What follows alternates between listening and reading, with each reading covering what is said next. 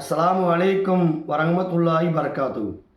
இன்றைய 2 நாளுக்குள் அமெரிக்கா என்ற ஏகாதிபத்தியமும் இஸ்ரேல் என்ற பயங்கரவாதிகளும் சேர்ந்து அப்பாவிகளாக வாழ்ந்து கொண்டிருக்கக்கூடிய இஸ்லாமியர்களாக இருக்கக்கூடிய ஈரான் மீது, குழந்தைகள் மீது, பள்ளிக்கூடங்கள் மீது தாக்குதல் ஏற்படுத்தி பல உயிர்கள் இன்றைக்கு பலியாகியிருக்கின்றன.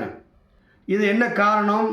உலகத்தில் இஸ்லாமியர்கள் தான் தீவிரவாதிகளாக இருக்கிறார்கள் என்று உலகளாவிய அளவிற்கு பெரிய ஒரு பிம்பத்தை ஏற்படுத்தினார்கள்.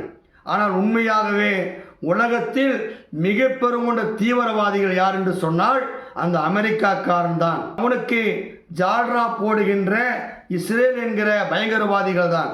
ஏனென்று சொன்னால் தனக்கு மேல் யார் வந்துவிடக்கூடாது, எண்ணெய் வளங்களை தன் நாட்டிற்கு உடமையாக்கிக் கொள்ள வேண்டும் என்பதற்காக அந்த ஈரான் மீது அநியாயமாக தாக்குதல் பண்ணி இன்றைக்கு பல உயிர்கள் அங்கே இழந்திருக்கிறது என்று சொன்னால் உலகத்தில் மிக பெருங்கொண்ட தீவிரவாதிகள் அந்த அமெரிக்காக்காரனும் அந்த இஸ்ரேல்காரன் என்பதைத்தான் இன்றைக்கு வரலாறு எடுத்துச் சொல்கின்றது. அதைத்தான் அல்லாஹ் இங்கே திருமறையில் பேசுகிறான். யா அய்யுஹல்லதீன ஆமனு லா தத்தஹிதுல் யஹூத வன் நஸாரா அவுலியா பகதுஹும் அவுலியா பகதின். ஈமான் கொண்டவர்களே, நீங்கள் யூதர்களையும் நசாராக்களையும் உங்களை பாதுகாவலர்களாக ஆக்கிக் கொள்ளாதீர்கள். ஏன் தெரியுமா? அவர்கள் உங்களை அழிப்பதிலே அவர்கள் திட்டம் போட்டு கொண்டிருக்கிறார்கள்.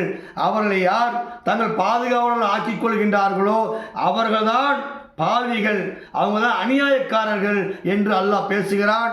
அந்த யூதர்களையும் நசாராக்களையும் தங்கள் பாதுகாவலர்கள் ஆக்கிக் கொள்வதிலிருந்து அல்லாஹ் நம்மை பாதுகாத்து இறைவனை மட்டுமே பாதுகாவலர்கள் ஆக்கக்கூடியவனாக நம் அனைவர்களையும் ஆக்கி அருள்வானாக.